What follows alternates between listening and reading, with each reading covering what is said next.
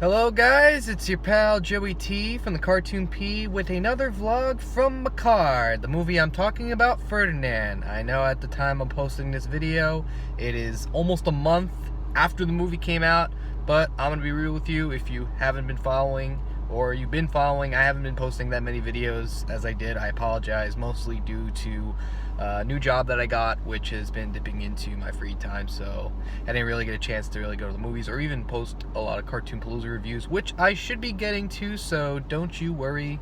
I am working on them. Just got to fit into my schedule, so that's why I'm seeing Ferdinand now.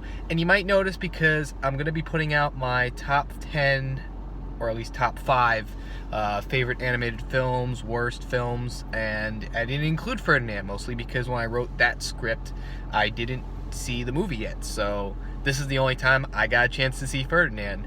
And you'll notice that when I make that video, I guess in the next few weeks, you're not going to see Ferdinand talked about. So I just wanted to put that out there so at least you understand why I didn't talk about Ferdinand. So let's actually talk about Ferdinand. Now, before I talk about the movie, I want to talk about a little bit of background going into this. So a lot of people probably don't know this, but I was introduced to Ferdinand not through the children's book it's based on, but through the Disney animated short. I think it was one of those Disney treasure collections on the Silly Symphonies, and Ferdinand played a very big role in the production of Dumbo, in that I believe the story they wanted to tell was Ferdinand, but they felt that it didn't quite have the tone or feel to be a full film, so they stuck to making it a short film. I know that's probably not the full description on why, but all that it's supposed to be known is that Dumbo and Ferdinand played a big role in the production of Dumbo, and that's how I was introduced to this story. And then I found out about the children's book, and the Disney short's actually I enjoy it a lot. It's a good Disney short. It's expected of like most 1940s, late 30s Silly Symphonies animated shorts. It's almost funny knowing that this is distributed by 20th Century Fox, so in some ways it's like Disney is buying back the film that was based on their own short film, which in some ways it's funny how that sort of ended up like that. So it's like now it's a Disney film again, but out trying to be a Disney film. But so in case you didn't know what this story was about, it's about a bull who, and you'll notice, like Dumbo, it's about believing in yourself despite what society thinks of you. So in some ways, this bull who doesn't like to fight, he's not like all the other bulls, but he loves his flowers, and he loves sitting by his cork tree in his field of flowers, and that's part of what makes it charming. I forgot who narrated the short, but it was, like I said, it's just a charming, safe short based on a safe children's book. So going into this film, I knew that it was gonna be a safe movie. I'm just gonna put this out there, but the marketing for this film really sucked. Like, the first trailer wasn't that bad. You got a feel for the story, a couple celebrity voices, whatever. But then they really marketed the heck out of John Cena for some odd reason. Like, John Cena's in this movie. You had the trailers with John Cena's face all over the place. Oh, I'm John Cena. Oh, da, da, da, da. Like, it got so weird and obnoxious, and it really took me away from how this was going to turn out. And I was, as I expected, the movie wasn't based on the trailers that came afterwards with the John Cena, but before, with the more simple tone. And I don't know, I just wanted to put that out there before I actually start talking about the film. It's kind of funny, I spend most of this time talking about the background and experience of this film before actually talking about it. So, as you can imagine, being based on a children's book, you're not going to have that much character, you're not going to have that much focus on a big elaborate story, very simple plot.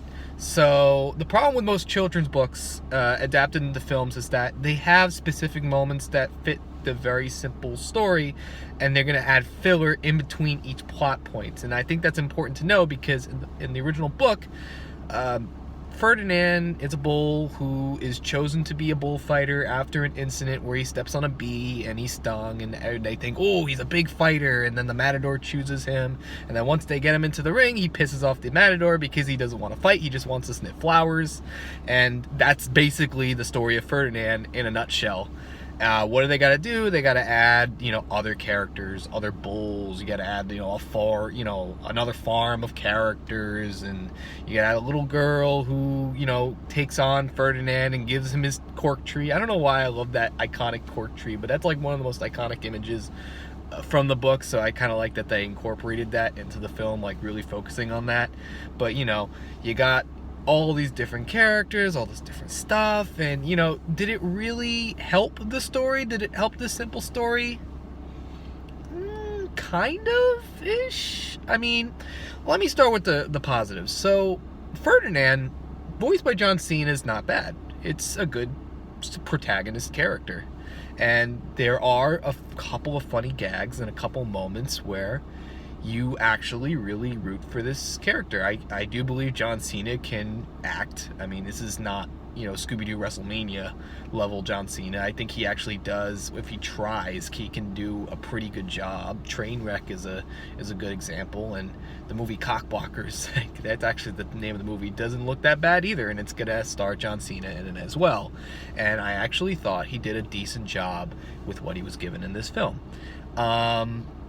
As far as other voice actors go, a lot of celebrity voices. You're not going to be surprised. I'm almost positive David Tennant plays a Scottish bull. How do I know that? Because he sounds just like Uncle Scrooge in the DuckTales reboot. And then Peyton Manning was pushed into this film, and you could tell which one is Peyton Manning if you watch a lot of NFL. And yeah, that was Peyton Manning, which was kind of odd for me to see him. Otherwise, they're basically every other character you've seen in any other animated film, which you'll notice is a big problem with a lot of animated films, is that you got tropes, you're gonna play them up. Before I go into negatives, let's continue with some more positives before I go talk about tropes. When the tropes work, they're decent. Another positive is that the soundtrack is without the celebrity, the celebrity pop song type stuff. When it just sticks to just the simple, Spanish melodies, it's relatively good. The passion between the girl and the bull is nice. I enjoyed that a lot. I actually thought that was like one of the more endearing moments, because it does relate to this character who just wants to, hang around, play with his flowers. And a couple of farm animals, like the dog. There's a dog character. I don't know who he's voiced by, but he was enjoyable with seeing, interacting with Ferdinand. I thought that was kind of cool. That was neat. But for some reason, a lot of the other characters really didn't do it for me, and I'll talk about that later. But the thing about Blue Sky, and this is my final positive before I go into the negatives and the not so good things, I love the animation. I love Blue Sky Animation. They are a very good animation studio, and I think way before they were doing, anything, before all the other studios get, all that, praise and such, I always thought that Blue Sky was really good when it came to facial animations and expressions. Like, they're able to take computer animations and merge them in a way where they're very expressive, like traditional cartoons. Scrat's a perfect example of this, and they've been doing this for years. And it's funny because they don't necessarily need to do a lot in order for the film to look good, even though the technology they have hasn't really changed that much since, like, Horton Hears a Who. And I'm almost positive there's a lot of character models that looked very similar to Horton Hears a Who, but they didn't need to change it because it actually holds up pretty well. Like I said in my Horton Hears a Who review, the animation in that film still holds up today, and that movie was made 10 years ago. So in some ways, they don't really need to compensate for that much to not look too cheap, but actually look really good and expressive. And the colors worked. A couple of the rendering was off for me. You could tell it's synthetic light upon skin, and that kind of got a little distracting. But as far as like the facial animations goes, it's still they're very good animation, good, very well animated. And that's all I gotta say as far as the positives.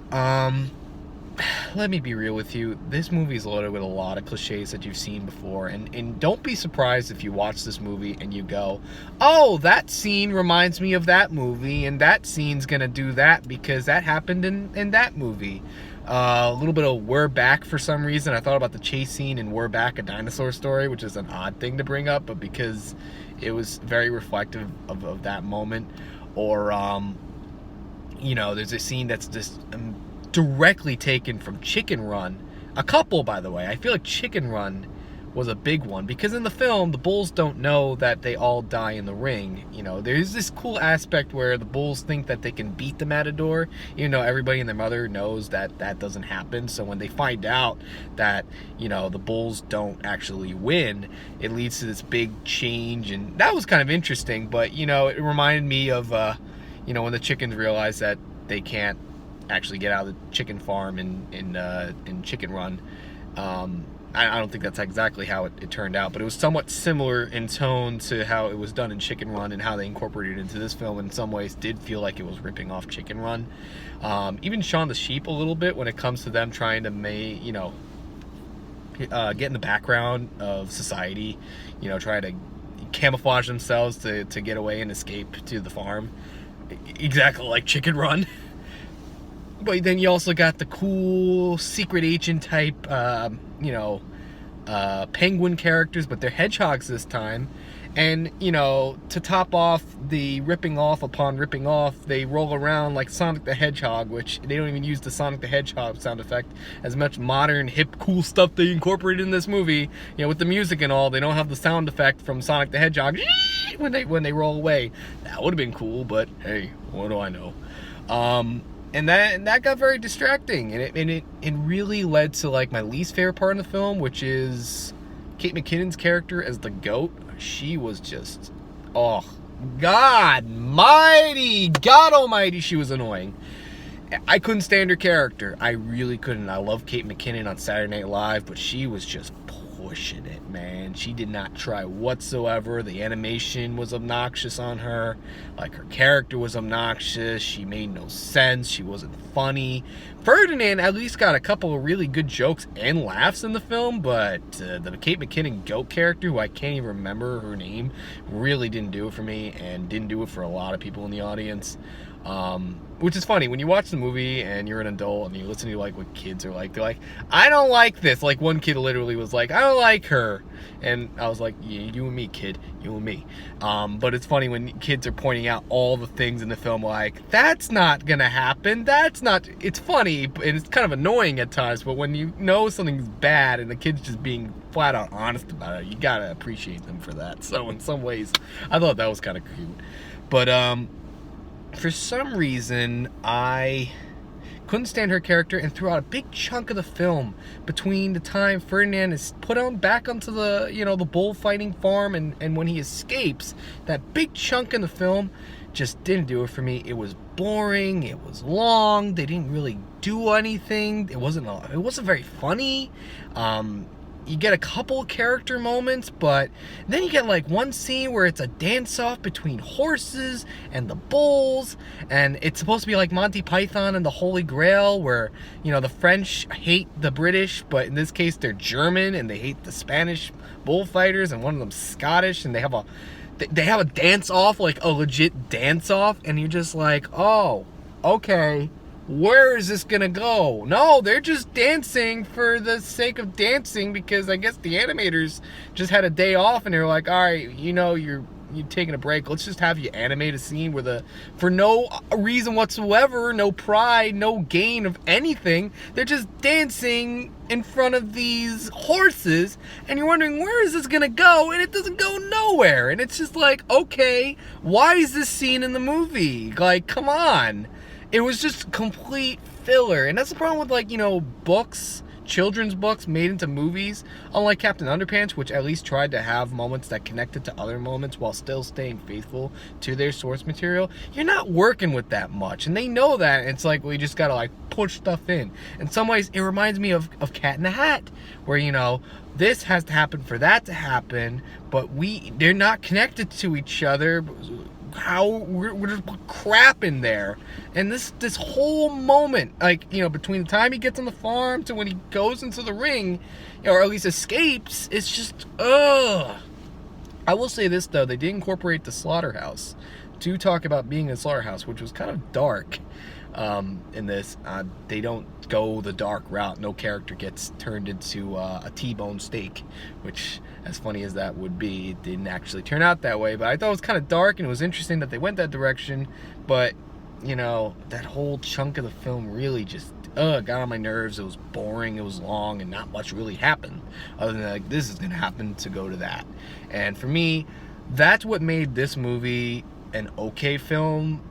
It didn't really make it great for me, and in some ways I was gonna say at the start of the film, this is gonna be like one of those safe movies with the, you know, when you see Ferdinand connect with the girl, this little girl character who adopts him. Speaking of which, she names him Ferdinand, and earlier in the film, he can't talk, but he's named Ferdinand. So how would the girl know that his name is Ferdinand?